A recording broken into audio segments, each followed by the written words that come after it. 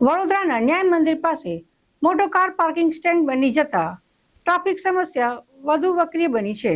વડોદરા શહેરના વચ્ચે આવેલા વર્ષો જૂના ન્યાય મંદિર જ્યાં કોર્ટ હતી ત્યાં ખૂબ જ ટ્રાફિક સમસ્યા દર સમયે સર્જાતી હતી અને અડધા વચ્ચેના રસ્તા બંધ થઈ જતા હતા. તે સમયે આ વિસ્તારમાંથી પસાર થતા તેમજ વિસ્તારમાં રહેતા લોકો દર વખતે કોર્ટ અહીંથી બદલી થાય તો ટ્રાફિક સમસ્યા સર્જાય એવું વ્યક્ત કરતા હતા. જ્યારે કોર્ટ બદલી થઈ ગઈ ત્યારબાદ હવે ટ્રાફિક સમસ્યા તેના કરતાં 2 ગણી વધી ગઈ છે. હવે તો ત્યાં કાયમી કાર પાર્કિંગ લોકોએ કરી દીધા છે.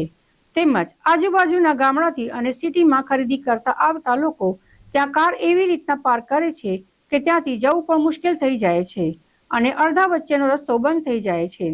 દરરોજે આવી સમસ્યા સર્જાય છે અને અકસ્માત થવાની ઘટના પણ બને છે. ઘર્ષણના બનાવો પણ બને છે.